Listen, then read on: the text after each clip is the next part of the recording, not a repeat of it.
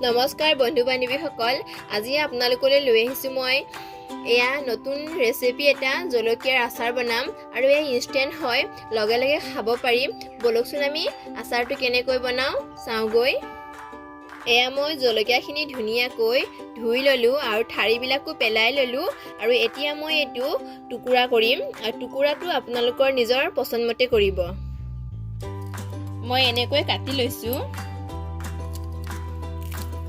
আপোনালোকে এনেকৈ দীঘলকৈও কাটিব পাৰে আৰু এনেকৈ মাজত টুকুৰাই দিব পাৰে এনেকৈ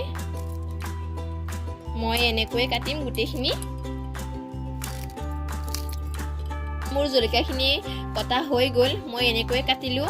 এতিয়া বলকচোন আমাক কি মছলা লাগে চাওগৈ আমাৰ কেঁচা জলকীয়া আচাৰ বনাবলৈ আমাক লাগিব মছলা মই বগা জিৰা লৈছো 2 চামুচ কলা জিৰা আধা চামুচ আৰু নহৰু মই 10 ফুটামান লৈছো এ অপচনেল হয় আৰু এয়া ধনিয়া মই 2 চামুচ লৈছো আৰু এয়া মই চপ লৈছো 1 চামুচ আৰু এয়া ৰেড চিলি পাউডাৰ এয়া নিমখ লৈছো নিমখ সোৱাদ অনুযায়ী দিম আৰু এয়া বগা সৰিয়হ লৈছো মই প্ৰায় 4 চামুচ মান আৰু এয়া হালধি পাউডাৰ আৰু এয়া ভিনেগাৰ আৰু এয়া মিঠাতেল বলকচোন আমি এতিয়া আচাৰটো বনাওগৈ মই কেৰাহী গৰম হ'লে বহাই দিছো আৰু মই গোটা মছলাখিনি ভাজি পেলাই মই গ্ৰাইণ্ড কৰি লম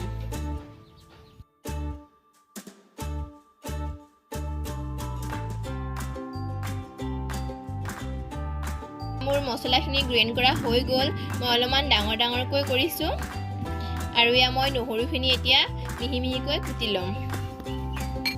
এয়া মোৰ কেৰাহী গৰম হৈ গ'ল আৰু মই এনেকুৱা বাটিৰে এবাটি তেল দিছো এয়া মোৰ তেল গৰম হৈ গ'ল আৰু মই প্ৰথমতে নহৰু কেটা দি দিছো এয়া মই কাটি থোৱা জলকীয়াখিনি দি দিছো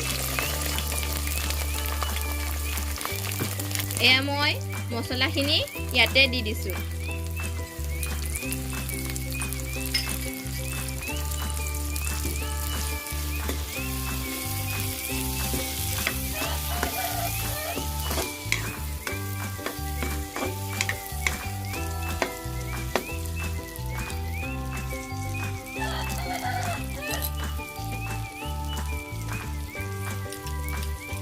এয়া মই 1 চামুচ হালধি পাউডাৰ দিছো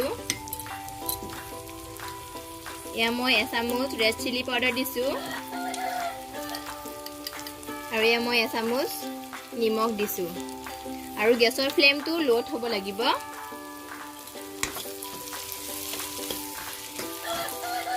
এতিয়া মই ইয়াত 2 চামুচ ভিনেগাৰ দি দিছো